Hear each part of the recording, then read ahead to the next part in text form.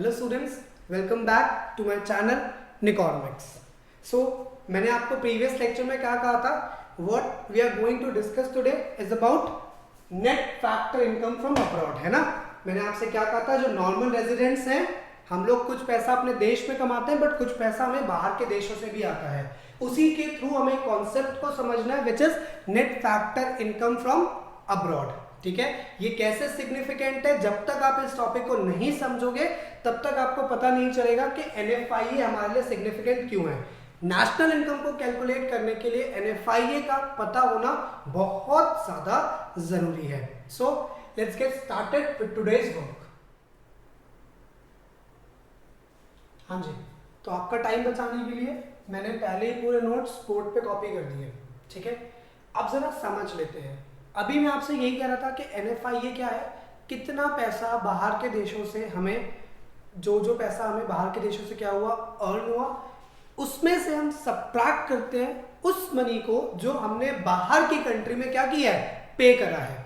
ठीक है, मैंने अभी आपसे कहा था एक चीज जो आपको बहुत इंपॉर्टेंटली ध्यान देनी है, यहां पे वो हम बार बार कर रहे हैं फैक्टर इनकम की, ये चीज आपने बहुत ध्यान देनी है।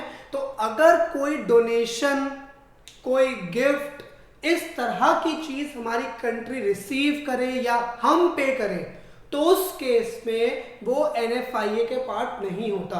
तो एनएफआईए में सिर्फ फैक्टर इनकम्स आती हैं। अभी मैंने कहा था, ठीक है। अब देखें आप, हमने डेफिनेशन क्या लिखी, कितना पैसा बाहर के देशों से हमें आएगा, ठीक है, माइनस कितना पैसा हम बाहर के देशों को पे करेंगे। It refers to the difference between factor income earn from abroad. ठीक है, मतलब बाहर के देशों से कितना पैसा हमने अर्न किया। अब जरा उस अर्निंग की फॉर्म्स देख लेते हैं, मतलब किस किस फॉर्म में हम पैसा मेजरली अर्न कर सकते हैं। तो सबसे पहला है वेजेस एंड सैलरीज की फॉर्म में। ऑफ कोर्स हो सकता है कि मान लो कोई डॉक्टर है, कोई इंजीनियर है, कोई टीचर है, वो बाहर कुछ एक टेम्परेरी पीरियड के लिए काम करने गया। कोई एक मजदूर है, वो दुबई, कोई इसको एक छोटा सा कोई प्रोजेक्ट मिला तो वो दुबई गया। ठीक है, उस दुबई की कोई बिल्डिंग के अंदर कोई कारपेंटर का काम करने गया, कोई मेसन का काम करने गया। ठीक है भाई, दुबई इतनी कंस्ट्रक्शन करता रहता है, तो उस कंस्ट्रक्शन में उसे लेबर की रिक्वायरमेंट पड़ती है। उसने बुला लिया टेम्परेरी पीरियड के लिए कि आप आ जाओ मेरी कंट्री में काम करके जाओ, तो वेजेस सैलरी की फॉर्म में हो सकता है। दूसरा रेंट की फॉर्म में। अब ये रेंट की फॉर्म में कैसे हो सकता है, देखो रेंट की फॉर्म में अर्निंग ऐसे होगी, सपोजिटली हम रहे यहाँ पे रहे, से मिस्टर एक्स कोई एक पर्सन है and he is living in Delhi, but he owns a property in London और से रशिया। उनकी एक प्रॉपर्टी है जो कि लंदन या फिर रशिया में है। सो ऑन मंथली बेसिस और से क्वार्टरली बेसिस और से annual basis he will receive some rent from his property which he owned in London और से रशिया, राइट। सो वो रेंट आ सकता है। सिमिलरली ऐसा भी तो हो सकता है ना कि कोई मिस्टर वाई जो कि लंदन के या फिर कोई रशियन हो, उनकी कोई प्रॉपर्टी इंडिया में हो। ठीक है, आप जानते हैं गोवा में कितनी सारी प्रॉपर्टी आज भी है जो कि फॉरेनर्स के थ्रू ओन्ड है, राइट। पोर्तुगीज लोग, ब्रिटिशर्स, यूएसए के लोग, काफी लोग हैं जिनकी प्रॉपर्टी जो ओन्ड है वहां पे है ना। वो लोग रहते थे, फिर चले गए, वहां की सिटीजनशिप मिल गई उन लोगों को, अभी वो यहाँ के नॉर्मल रेजिडेंट तो नहीं हुए। मैंने क्या कहा था, 1 साल से ऊपर से, अब 1 साल से ऊपर से पता नहीं कितने सालों से वो लोग वहां पे रह रहे हैं, उनकी इनकम, स्पेंडिंग सब कुछ वहां का है। यहां से वो पैसा जो अर्न कर रहे हैं वो पैसा रेंट का। ठीक है, इंटरेस्ट भाई आपने कोई भी इन्वेस्टमेंट्स कर रखी है, फाइनेंशियल सिक्योरिटीज आप जानते हैं, बॉन्ड, शेयर्स, उस पे इंटरेस्ट उन लोगों ने ओन किया है तो हम उनको पे कर रहे हैं। हम भी तो ओन कर सकते हैं, एप्पल के शेयर्स, माइक्रोसॉफ्ट के शेयर्स कर सकते हैं ना। ठीक है, प्रॉफिट आप समझते हैं। देखो अब मिस्टर अंबानी है, ऐसा तो नहीं ना खाली इंडिया में बिजनेस कर रहे हैं, थ्रू आउट द ग्लोब। ठीक है, is expanding his business. Adani groups, Australia में भी उनकी मतलब रिफाइनरीज हैं, प्रॉफिट अर्न करती है। क्या इंडिया की डोमेस्टिक टेरिटरी है? नहीं है। ठीक है, तो इंडिया की क्या है, इंडिया का प्रॉफिट जो इंडियंस को, मतलब एक इंडियन नेशनल को कहां से आ रहा है, बाहर से। नॉर्मल रेजिडेंट पढ़ा था ना, प्रॉफिट बाहर से आ रहा है। सिमिलरली माइक्रोसॉफ्ट भी तो यहां से प्रॉफिट कमा रहा है, अच्छा खासा प्रॉफिट माइक्रोसॉफ्ट भी तो यहां से अर्न करता है, गूगल अर्न करता है, तो ये प्रॉफिट। सो मतलब हमारे पास, हमें पता चल गया फैक्टर इनकम की फॉर्म्स कौन कौन सी हैं। ठीक है, तो हमने कहा वो फैक्टर इनकम जो इस फॉर्म में अर्न करता है, कौन अर्न करता है, बाय नॉर्मल रेजिडेंट्स। ये अर्न कौन करता है? ये नॉर्मल रेजिडेंट्स अर्न करते हैं।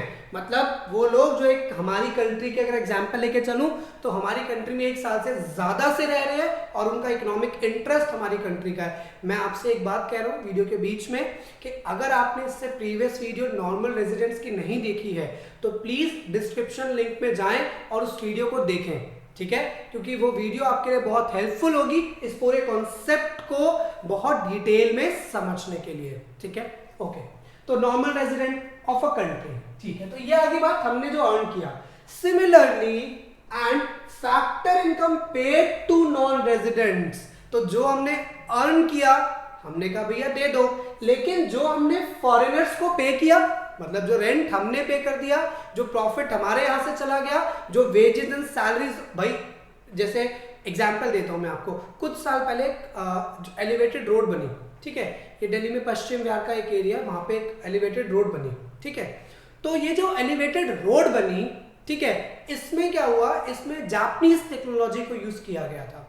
तो डेफिनेटली जापानीज इंजीनियर्स वगैरह आए होंगे, कुछ टाइम पे वो इस कंट्री में रहे होंगे, पूरा का पूरा उन्होंने आर्किटेक्चर संभाला होगा कि कैसे बनाना है, क्या टेक्नोलॉजी होगी उस टाइम। वो कौन है? फॉरेनर्स। तो हमने उनको पे किया ना सैलरी, ठीक है, इन द डोमेस्टिक टेरिटरी, क्योंकि हमने कहां पे किया, ऑब्वियसली बात है हमारी डोमेस्टिक टेरिटरी से लेके चले गए वो, ठीक है, ऑफ दैट कंट्री, ठीक है? तो मतलब जितना पैसा हम इंडियंस ने, इंडियन नेशनल ने, वेदर दे आर सिटीजन और नॉट, जिन्होंने प्रीवियस वीडियो से हम देखी उनको पता है सिटीजनशिप का कॉन्सेप्ट अप्लाई नहीं होगा। कौन सा कॉन्सेप्ट अप्लाई होगा? नॉर्मल रेजिडेंट का। तो हमारे नॉर्मल रेजिडेंट जो भी हैं वो दुनिया में कहीं से भी पैसा अर्न करेंगे। फैक्टर मतलब वो पैसा जिसके लिए हमने कुछ एफर्ट्स किए, हम वो मांग लेते हैं और वो पैसा जो हमने पे किया होता है हम वो सब्ट्रैक्ट कर देते हैं। इन दोनों का डिफरेंस ही क्या होता है? NFIA। Now there is something called central statistics office which is acronym is CSO, ठीक है? बहुत बार सुना होगा, अगर नहीं सुना तो सुन ले, बहुत इंपॉर्टेंट है। CSO सेंट्रल स्टैटिस्टिक्स ऑफिस हमारी कंट्री में मिनिस्ट्री ऑफ प्रोग्राम इंप्लीमेंटेशन के साथ मिलकर के जो ये ऑर्गेनाइजेशन है, जो ये एक पर्टिकुलर गवर्नमेंट का ऑर्गेनाइजेशन है, इसका काम ही है कंट्री के डिफरेंट स्टैट्स को बताना। भाई जीडीपी पढ़ेंगे हम अभी, जीडीपी कैलकुलेट कौन कर रहा है? कौन बता रहा है कंट्री का जीडीपी कितना है? CSO सेंट्रल स्टैटिस्टिक्स ऑफिस, ये बताता है हमें। पॉपुलेशन कंट्री की हर 10 साल में आती है, कौन बताता है? CSO। तो हमारी कंट्री में जो इतना डिफरेंट डेटा पब्लिश होता है टाइम टू टाइम, ये सारा डेटा कंट्री का स्टैटिस्टिक्स कौन पब्लिश करता है? CSO। तो देखते हैं CSO क्या कहता है NFIA के बारे में। वो कहता है income attributable two factor services rendered by the normal residents. वो कह रहे हैं कि वो इनकम जो दी गई है किसको? नॉर्मल रेजिडेंट्स को ऑफ द कंट्री, किसी भी कंट्री के नॉर्मल रेजिडेंट्स को, to the rest of the world, ठीक है? मतलब वो जो भी इनकम नॉर्मल रेजिडेंट्स को दी गई रेस्ट ऑफ द वर्ल्ड के थ्रू, मतलब फॉर एग्जांपल इंडियन, मैं एक इंडियन रेजिडेंट हूं तो मुझे वो कोई भी इनकम जो कि रेस्ट ऑफ द वर्ल्ड से मिली, चाहे वो फ्रांस से मिले, चाहे वो लंदन से मिले, चाहे वो रशिया से मिले, चाहे वो ऑस्ट्रेलिया से मिले, चाहे वो फिनलैंड से मिले, वो सारी इनकम हम क्या करेंगे? प्लस कर देंगे और उसमें से माइनस करेंगे less factor services rendered to them, ठीक है, by the rest of the world. और हमें भी तो डेफिनेटली किसी ने सर्व किया होगा ना, गूगल सर्व कर रहा है, यूट्यूब बैठे हुए हो आप भी, मैं भी, दोनों बैठे हैं यूट्यूब पे करना पड़ रहा है ना उसको, हर साल का जो भी जा रहा है उसको पेमेंट, वो सारा पैसा जो हम लोगों ने अर्न किया माइनस कर देंगे उसमें से वो पैसा जो हमने बाहर के देशों में पे किया। तो सिंबॉलिकली देखो क्या बना ये, सिंबॉलिकली हम देखें तो ये बन गया factor income from abroad which is FIFA, factor income earn from abroad, minus factor income paid to abroad which is FITA. तो factor income from abroad minus factor income paid to abroad, so ये आपका क्या हो जाता है? This is your NFIA। देखो अगर हम एक बहुत बेसिक कॉन्सेप्ट की बात करें तो इससे हमारा काम चल जाता है। अगर हम न्यूमेरिकल सॉल्व करते हैं सो 99% 95% चांसेस में आपके पास क्वेश्चन में फैक्टर इनकम फ्रॉम अब्रॉड और factor income to abroad given होता है और आप NFIA ले लेते हो। कई बार ऐसा होता है कि NFIA नहीं दिया होता और फ्रॉम भी नहीं दिया होता, टू दिया होता है, तो खाली हम टू को मान लेते हैं, इसको जीरो मान लेते हैं, क्या कर सकते हैं, नहीं दिया हुआ। कई बार ऐसा होता है कि टू नहीं दिया होता, फ्रॉम दिया होता है, तो भी कोई दिक्कत नहीं है। तो इससे फर्क नहीं पड़ता क्या दिया हुआ है क्या नहीं दिया हुआ है, ठीक है। लेकिन 90% चांसेस में आपको ये कंसेप्ट दिया होता है। लेकिन व्हाट इफ हमें ये ना दिया हो, लेकिन क्वेश्चन में NFIA हो। मैं क्या कह रहा हूं समझना, मैक्सिमम चांसेस में ये दोनों चीजें गिवन होती है, NFIA निकाल लेते हैं, बट समटाइम्स ये दोनों चीजें गिवन नहीं होती, तो हम ये मान लेते हैं कि NFIA है ही नहीं, ऐसा नहीं होता। In such cases we must look for the components of NFIA, ठीक है। Now what are the components of NFIA, ठीक है, लेट्स हैव अ लुक। सबसे पहला कंपोनेंट जो हमारे पास है, it is net compensation of employees.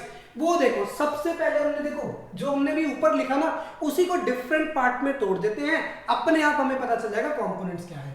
पहला कंपोनेंट हमने कहा कॉम्पेंसेशन। देखो compensation, what do we mean by compensation, ठीक है। कॉम्पेंसेशन का मतलब क्या है, मैं आपके लिए कुछ करता हूं, ठीक है, मैंने आपको कोई सर्विस दी, कोई गुड दिया, so what you will do, you will pay me something in return to that service or that good. Now whatever the amount or whatsoever the thing which I receive from your side, ठीक है, in lieu of my good or service that I rendered you, that will be known as compensation, right? मैंने आपके लिए कुछ किया, उसके बदले में जो भी आपने मुझे दिया, देखो अब तो मॉनेटरी सिस्टम है तो मनी ही चलेगा, है ना, बट ऐसा भी हो सकता है। फॉर एग्जाम्पल ले लेते हैं, बार्टर सिस्टम था तो लोग क्या करते थे, सर्विस दी, सर्विस ले ली, तो मैंने आपके लिए कुछ किया, उसके बदले में आपने जो मुझे रिटर्न में दिया, ठीक है, वो मेरी कॉम्पेंसेशन है। तो हमने क्या कहा कि कुछ इंडियन नेशनल्स ने, मतलब इंडियन नॉर्मल रेजिडेंट्स ने फॉरेन के देशों से वेजेस एंड सैलरी कमाई बाय रेंडरिंग देयर गुड और सर्विस। सिमिलरली कुछ फॉरेनर्स ने क्या किया, कुछ फॉरेनर्स ने से भी तो हमारी कंट्री से कमाया, तो उन दोनों का ही डिफरेंस क्या है, नेट कॉम्पेंसेशन, कि कितना हमारे देश के लोगों ने कमाया माइनस कितना हमने उनको पे किया। तो देखो, the normal residents of a country earn factor income not only within domestic territory। अब जैसे मैंने कहा, मान लो फॉर एग्जांपल, इन केस मान लो ये वीडियो, मेरे लेक्चर्स किसी को पसंद आते हैं and that fellow is living in से लंदन और से दुबई और से रशिया, ठीक है, एंड ही और शी डायरेक्टली कॉन्टैक्ट्स मी कि लाइक हमारा भी CBSE बोर्ड है फॉरेन वाला, and we like your classes and we want to take online classes from you, ठीक है। अब मैं क्या करूंगा, मैं उनको ऑनलाइन स्काइप के थ्रू या किसी भी मीडियम के थ्रू पढ़ाना शुरू कर दूंगा, राइट। मैं इंडिया में तो आपसे पैसे कमा ही रहा हूं, राइट, मैं इंडिया में जब सर्विसेज दे रहा हूं तो उससे तो मैं अर्न कर ही रहा हूं, लेकिन अब मुझे एक फैक्टर इनकम आ रही है, जो कहां से आ रही है, से लंदन से, रशिया से, राइट। तो यही मैंने लिखा कि मैं एक इंडियन रेजिडेंट हूं, मुझे डोमेस्टिक टेरिटरी से तो पैसा आता ही है, बट आउटसाइड से भी आ सकता है, ठीक है, काम करूंगा। तो जैसे मैंने लिखा एग्जांपल के लिए, आपको समझाने के लिए, कि 2018-19 में इंडियन डॉक्टर है, कोई टीचर है, जैसे मैंने एग्जांपल है, कोई स्पोर्ट्स पर्सन है, कोई कारपेंटर है, इन लोगों जो सब लोगों ने मिलकर 5,000 करोड़ रुपए अर्न किया, ठीक है, सब लोगों ने मिलकर के। अकेला तो मैं इकोनॉमी में हूं ही ना, हम मैक्रो की बात कर रहे हैं, इकोनॉमी एज अ होल की बात कर रहे हैं, तो सभी लोग हैं, सब ने मिलके जितना भी अर्न किया वो कितना था, 5,000 करोड़, ठीक है। अब ऐसा तो नहीं ना हम ही स्किल वाले पैदा हुए, खाली सारी की सारी जो स्किल्स है वो इंडियंस को ही दे दी गई है या इंडियन रेजिडेंट्स को ही दे दी गई है, बाहर के लोगों के पास भी बहुत स्किल्स है, उन्होंने भी तो कुछ अर्न किया होगा ना, तो हमने अर्न किया, वो हमने मंगा लिया, लेकिन हमने पे भी तो किया, तो हमने क्या किया, while on the other part similarly payments made to non residents, मतलब वो लोग जो कौन थे, जो लोग फॉरेनर्स थे, जो फॉरेन से थे, हमने क्या किया, जो नॉन रेजिडेंट, जो फॉरेन के वर्कर्स थे, उन्होंने भी हमारी डोमेस्टिक टेरिटरी में आके काम किया। वो जापानीज याद करो जिसने एलिवेटेड रोड बनाई, गूगल याद करो, यूट्यूब याद करो, ठीक है, तो भाई इन्होंने जो कमाया हमने इनको दे दिया, और हमने कहा इन लोगों ने जो टोटल कमाया वो कितना है, 4500। हमने कितना कमाया फैक्टर इनकम्स के थ्रू कॉम्पनसेशन में, 5000। इन लोगों ने फैक्टर इनकम कॉम्पनसेशन के थ्रू कितनी अर्न करी, 4500। तो नेट कॉम्पनसेशन का फॉर्मूला हमारे पास क्या बन गया, अगर हम देखें तो net compensation of employees from abroad would be 500 crore. कैसे, 5000 माइनस में 4500, ठीक है, तो ये आ गया 500 करोड़। तो ये हो गई हमारी कंट्री की कौन सी इनकम, नेट कॉम्पनसेशन वाली इनकम, पहला कंपोनेंट एनएफआईए का। Let's move to the second component. Second component जो हमारे पास है वो क्या है, net income from property and entrepreneurship. Property से क्या आता है आपको, रेंट आता है। अगर आपके पास कोई प्रॉपर्टी है तो क्या मिलेगा, रेंट। कोई भी प्रॉपर्टी मींस क्या, फिक्स असेट। अगर आप अपने फिक्स असेट को यूज करने की पावर किसी और को दोगे तो आप क्या चार्ज करते हो उसके बदले में, कुछ अमाउंट होगा ना, उसी को तो रेंट बोलते हैं। जैसे आप गोवा जाओ, उत्तराखंड जाओ, वहां पे क्या होता है, स्कूटर आपको मिल जाएंगे, बाइक कार मिल जाएगी रेंट पे, तो उनकी एक फिक्स एसेट है, वो आपको यूज करने को दे रहे हैं तो रेंट चार्ज कर लेंगे, इजंट इट। सिमिलरली हम जल्दी जैसे रेंट हमारे दिमाग में आता है, हम प्रॉपर्टी, एक पीस ऑफ लैंड की बात करते हैं, तो it is not so. Rent हमेशा प्रॉपर्टी पे नहीं होता। प्रॉपर्टी का मतलब समझ लो, प्रॉपर्टी पे होता है, प्रॉपर्टी का मतलब फिक्स असेट। कोई भी फिक्स एसेट आप किसी को यूज करने को दे रहे हो तो आप कहोगे भाई मेरा क्या फायदा, तो उसके बदले भाई इकोनॉमिक्स है, when you want something you have to give up something, तो रेंट, ठीक है। तो इनकम फ्रॉम प्रॉपर्टी से क्या आ गया, रेंट आ गया। अगर मैंने अपना मनी किसी को दिया हुआ है ना, मनी भी तो दे सकते हैं, मनी भी तो मेरी एसेट ही है, लिक्विड एसेट है भले ही, लेकिन एसेट तो है। अगर मैं मनी दूंगा तो मैं क्या अर्न करूंगा, इंटरेस्ट अर्न कर सकता हूं, जो कि हमने लिखा था। और अगर मैं एंटरप्रेन्योर हूं, मतलब मैं एक ऑनर हूं, ठीक है, वाइल एंटरप्रेन्योरशिप अपने आप में एक बहुत बड़ी टर्म है, फिलहाल इसे ऑनरशिप से समझो आप। तो एंटरप्रेन्योर हूं मैं, तो मैं क्या अर्न करूंगा, प्रॉफिट। तो मतलब मुझे रेंट, इंटरेस्ट और प्रॉफिट की फॉर्म में भी तो पैसा आ सकता है ना भाई। जरूरी थोड़ा है कि हर बंदा जॉब ही करेगा, है ना, कोई पर्सन ऑनर भी तो हो सकता है, ठीक है। तो वही हमने कहा कि factor income from abroad can also earned by owing property. आप अपनी प्रॉपर्टी को ओन करते हो, जैसे कि आपके पास कोई शॉप है फॉरेन में, कोई बिल्डिंग है, कोई फैक्ट्री है, आपने ओन कर रखी है, ठीक है, या आपने किसी कंपनी के, जैसे गूगल के, माइक्रोसॉफ्ट के, ठीक है, अमेजॉन के, किसी के शेयर्स परचेज कर रखे हैं, तो इनसे आपको क्या होगा, इनसे आपको रेंट, प्रॉफिट, इंटरेस्ट की फॉर्म में पैसा आएगा। अगर इनसे पैसा आएगा तो आप उनको दोगे भी तो, है ना। तो हमने देखो लिखा है, for example in 2018-19 normal residents of a country living abroad earned ₹15,000 crore. जो इंडिया के नॉर्मल रेजिडेंट्स थे उन्होंने कितना कमाया, 15,000 करोड़ कमाया बाहर से, किसकी फॉर्म में, रेंट, इंटरेस्ट, प्रॉफिट की फॉर्म में। एंड ठीक है, और क्या लिखा हुआ है, in the form of rent, profit etcetera. Similarly payments made to rest of the world से ₹20,000 करोड़, सॉरी 20,000 करोड़। हमने 15,000 करोड़ कमाया और हमने कितना दे दिया, हमने 15,000 करोड़ कमा करके 20,000 करोड़ रुपए हमने पेमेंट कर दिया। तो होपफुली आपने ये नोट कर लिया होगा। तो अगर मैं इसके अकॉर्डिंगली, इसी के अकॉर्डिंगली बात में करूं, मैं ये रब कर रहा हूं,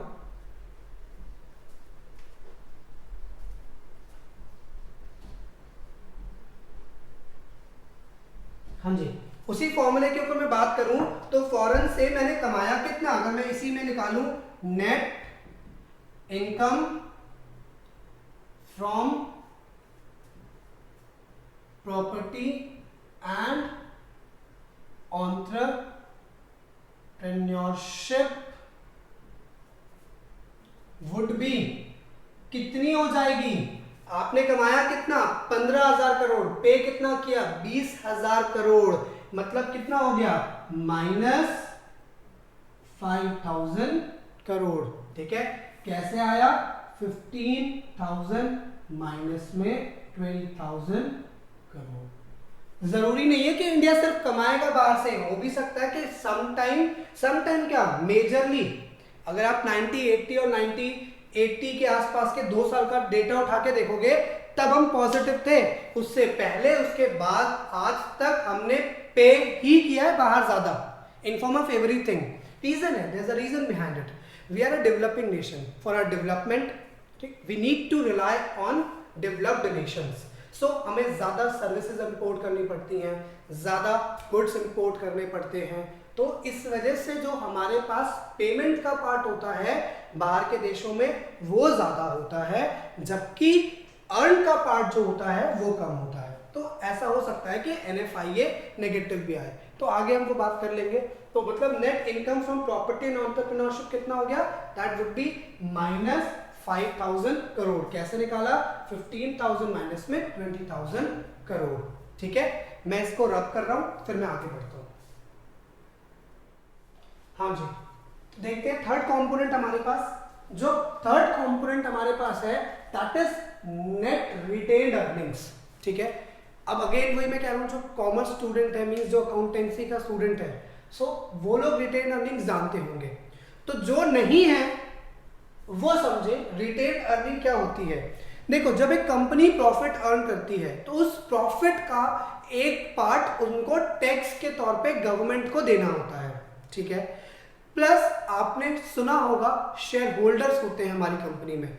जो शेयर होल्डर्स हमारी कंपनी में होते हैं वो इन्वेस्ट क्यों करेंगे, ऑब्वियसली बात है, there is some motive behind the investments in our company and that is to earn some good amount of money and that amount is known as dividend. मतलब प्रॉफिट होने के बाद जब एक कंपनी अपने शेयर होल्डर्स को वो profit का एक हिस्सा देती है तो उसे हम क्या कहते हैं, उसे हम डिविडेंड कहते हैं। से जियो को 1000 करोड़ का प्रॉफिट हुआ एंड जियो डिसाइडेड कि इस 1000 करोड़ का 1% जो होगा हम वो अपने शेयर होल्डर्स के अंदर डिस्ट्रीब्यूट करेंगे। भाई 1% 1000 करोड़ का हम किस में डिस्ट्रीब्यूट करने वाले हैं, अपने शेयर होल्डर्स में। तो 1000 करोड़ का 1% कितना हुआ, 10 करोड़।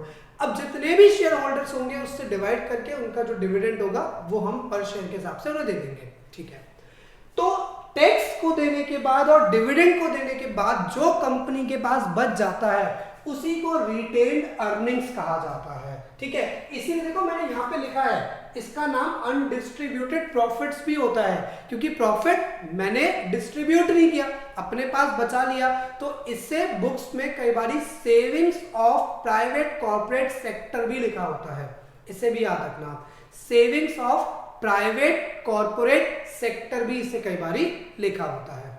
ठीक है, तो अब ये कैसे काम करता है, देखो इंडियन कंपनीज हैं जो कि अब्रॉड में काम कर रही है, इससे आदित्य बिरला ग्रुप्स हो गया, अदानी ग्रुप्स हो गया, जियो हो गया, टाटा हो गया, एयरटेल हो गया, ये सारे फॉरेन में काम कर रहे हैं। इन्होंने वहां पे अपना कॉर्पोरेशन टैक्स, मैंने जानबूझ के कॉर्पोरेशन टैक्स लिखा ताकि आप समझ सको profit tax is known as corporation tax as well. क्या पता बुक में किस नाम से आ रहा है, क्वेश्चन में किस नाम से आ रहा है, तो कॉर्पोरेशन टैक्स और profit tax are one of the same things. Profit के ऊपर दिया गया tax business tax, corporation tax और प्रॉफिट टैक्स, तीनों नाम से जाना जाता है। तो आपने कॉर्पोरेशन टैक्स दिया और आपने डिविडेंड दिया और उसके बाद रिटेन किया एक प्रॉफिट जो कि कितना है, 30,000 करोड़। मतलब जो भी प्रॉफिट हुआ इन कंपनीज को, जितनी भी सारी कंपनीज हैं, इन्होंने टैक्स पे किया, फिर डिविडेंड पे किया और कितना बचाया, 30,000 करोड़। और सिमिलरली फॉरेन कंपनीज ने इसी वे में कितना बचा लिया, 15,000 करोड़। ठीक है, हमारी कंपनीज ने बचाया 30,000 करोड़, फॉरेन की कंपनीज ने बचाया 15,000 करोड़। तो net compensation, sorry net factor income कितना हो गया कि नेट कॉम्पनसेशन से कितना पैसा आया, plus net income from property and entrepreneurship कितनी आई, प्लस नेट रिटेन अर्निंग कितना आया। तो नेट कॉम्पनसेशन का पैसा कितना है, आप पीछे जाके देखो 500 करोड़, तो 500। Net retain net income from property and entrepreneurship कितना है, अभी अभी किया, -5,000 करोड़। ठीक है, और नेट रिटेन अर्निंग का पैसा कितना है, 15,000 करोड़। तो प्लस करेंगे सबको, what we will get, we will get 9,500 crore. So that would be the NFIA. So you have seen two formulas, you have studied two formulas to calculate NFIA. एक तो जो बहुत बेसिक था कि from abroad minus two abroad, FIFA minus FITA. अगर वो दे रखा है वेल एंड गुड, नहीं दे रखा तो हमें ये तीन कंपोनेंट्स कहीं ना कहीं देखने को मिलेंगे और इन तीनों को प्लस करने के बाद what we will get NFIA. एक बहुत इंपॉर्टेंट चीज मैं आपको शेयर कर रहा हूँ, ध्यान से समझना। ठीक है, it is not written in books and it is not discussed in any of the videos. ठीक है, NFIA जो इनकम होती है it is private part. NFIA जो होता है वो हमारे प्राइवेट सेक्टर का पार्ट होता है, प्राइवेट कंपनीज की इनकम होती है, क्योंकि गवर्नमेंट के पास एक बहुत बोनाफाइड डेटा नहीं होता कि वो लोग कितना फॉरेन में कमा रहे हैं और कितना पे कर रहे हैं। राइट। बहुत तरह के उनको डोनेशंस वगैरह, यूनिटेड ट्रांसफर्स उनको आते हैं, तो उनके पास एक बहुत बोनाफाइड इंफॉर्मेशन नहीं है कि कितना वो कमा पा रहे हैं बाहर से और कितना वो पे कर रहे हैं, ठीक है। इसलिए हम ये कहते हैं कि जो NFIA है, net factor income from abroad है, ये प्राइवेट जितनी भी कंपनीज हैं ये उनकी इनकम होती है, क्योंकि वो बहुत ही ज्यादा बोनाफाइड ऑथेंटिक प्रूफ रखते हैं एक एक ट्रांजैक्शन का।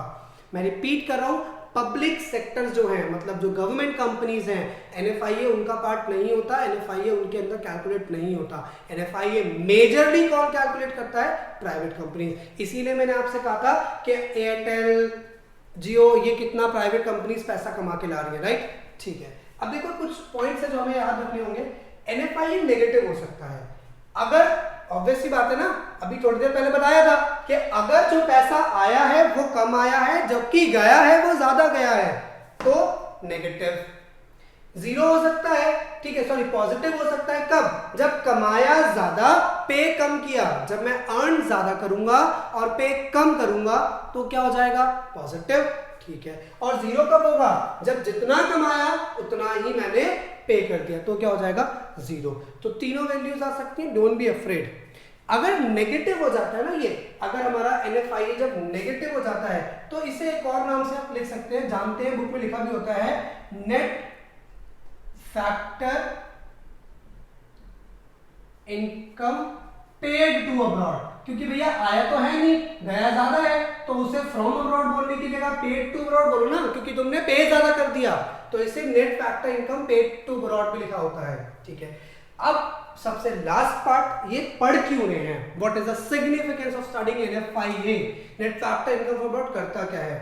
देखो, हमने एयरटेल, जियो और जितनी भी ऐसी कंपनीज हैं, जितने भी लोग हैं, उन सबकी डोमेस्टिक इनकम कैलकुलेट कर ली कि वो इंडिया की टेरिटरी में से कितना कमा रहे हैं। एंड होप आपने प्रीवियस वीडियोस देखी होंगी, तो I can have the liberty to do not explain domestic territory here. अगर आपने नहीं देखी है तो प्लीज डिस्क्रिप्शन में जाके देखो डोमेस्टिक टेरिटरी।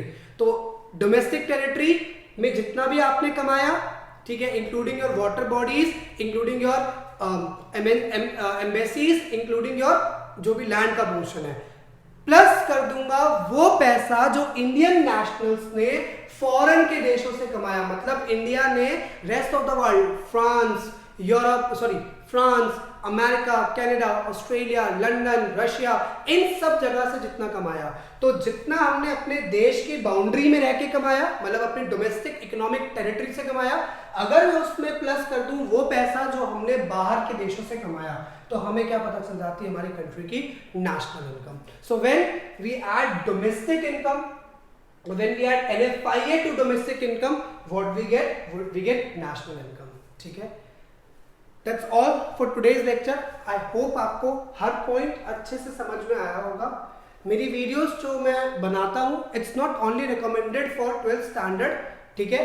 अगर कोई प्रीलिम्स वगैरह की प्रिपरेशन कर रहा है आपके नोन में, आपके फ्रेंड सर्कल के अंदर, रिलेटिव्स के अंदर, आप उन्हें भी बता सकते हैं, क्योंकि प्रीलिम्स के लेवल पे whatever they need, ये सारी वीडियोस में आपको एक्सप्लेन मिलेगा। बाकी CA फाउंडेशन के स्टूडेंट, CMA, CS के बच्चे जो हैं, वो भी अपने फाउंडेशन कोर्स के लिए इन वीडियोस को प्रेफर कर सकते हैं, ठीक है। Please don't forget to like, share and subscribe. Thanks for watching.